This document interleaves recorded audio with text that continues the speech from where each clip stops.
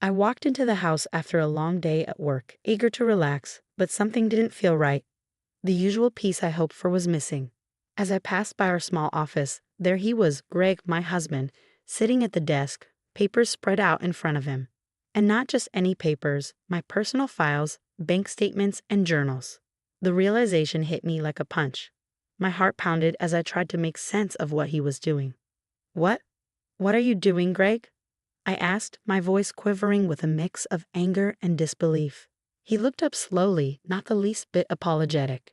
Just checking on things, Emma, he replied calmly, his tone patronizing. With the baby coming, I need to know everything's in order. His nonchalance stirred a deep anger within me, one I had tried to bury for too long. You have no right to go through my things, I said, trying to keep my voice steady, trying to hold onto whatever shred of respect I had left for him. Greg barely flinched. Instead, he leaned back, crossing his arms as if I were the one overreacting. Emma, your finances are our finances. If there's a problem, it's my business too.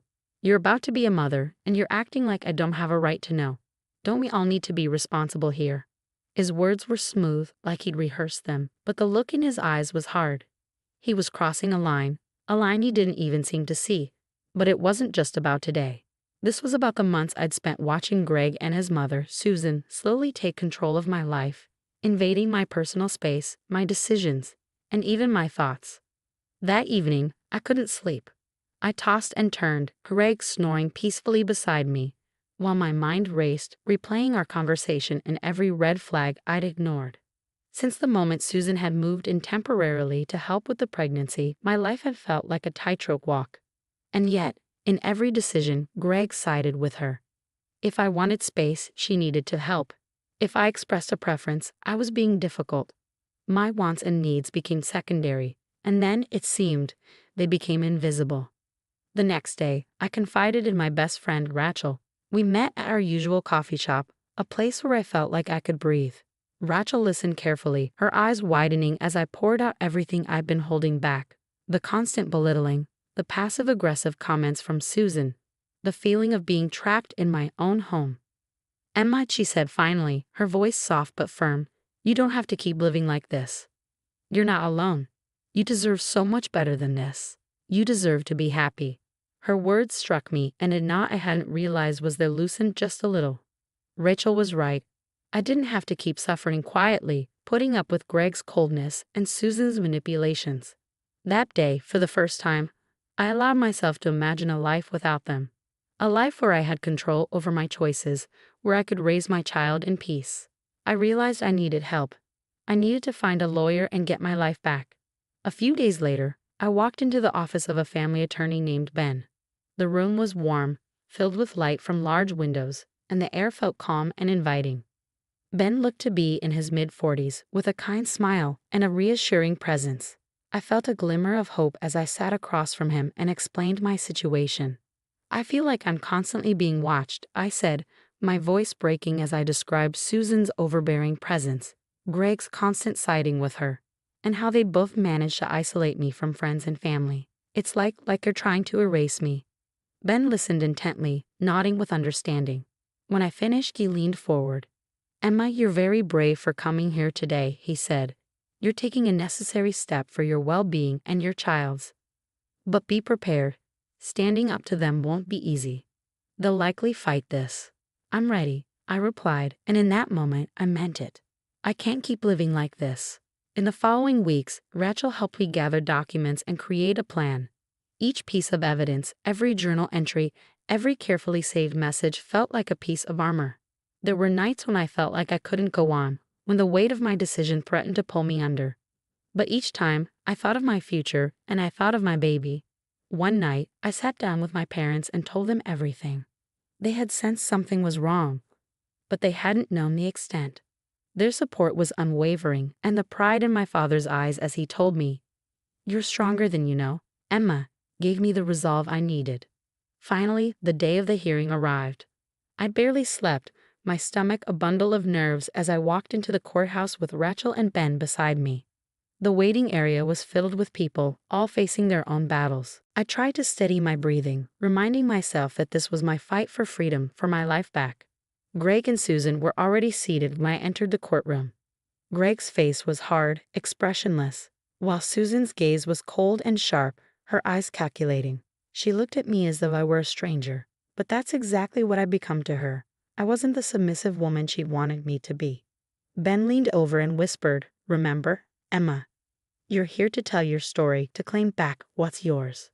I took a deep breath, feeling my strength return. I was ready. When it was my turn to speak, I walked to the stand, my legs trembling but my mind sharp. I took a deep breath and started from the beginning. I married Greg because I loved him, and I thought we could build a life together.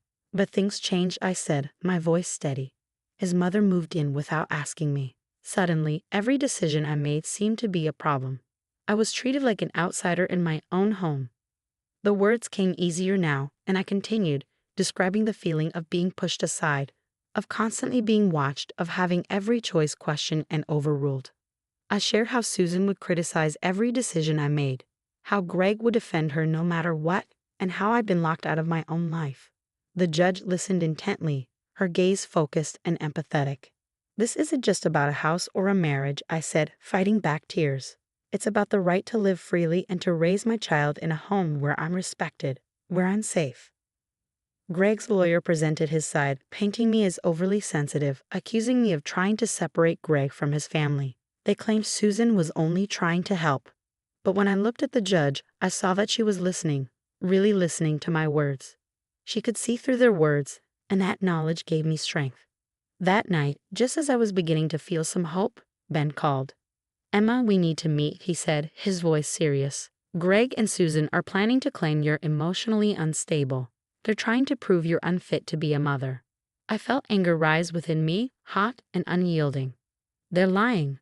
I've done everything to hold this family together, and they're the ones tearing it apart."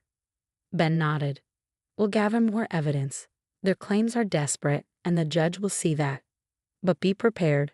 They won't back down easily." Over the next few days, Rachel and I worked late into the night, gathering more proof. I combed through my journals, recounting every hurtful moment, every degrading comment. The memories were painful, but each one steeled my resolve. I would not let them win. Finally, the day of the final hearing arrived. The courtroom felt colder, the tension palpable. Greg and Susan sat across from me, their faces hardened. I could feel their resentment, their anger. But I was beyond caring. This was my fight, and I was ready to see it through. As I spoke, I laid bare every moment of manipulation, every instance of feeling like a prisoner in my own home.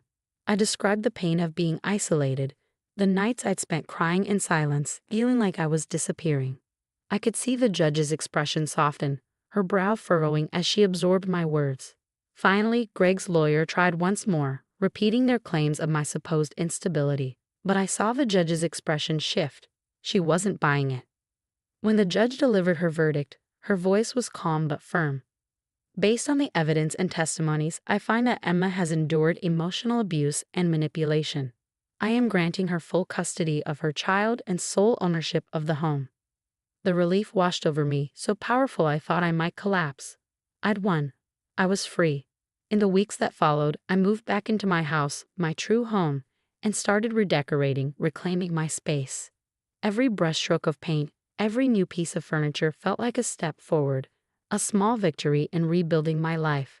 And as I stood in what was now my baby's nursery, looking out the window with my hand on my growing belly, I whispered a promise to my child.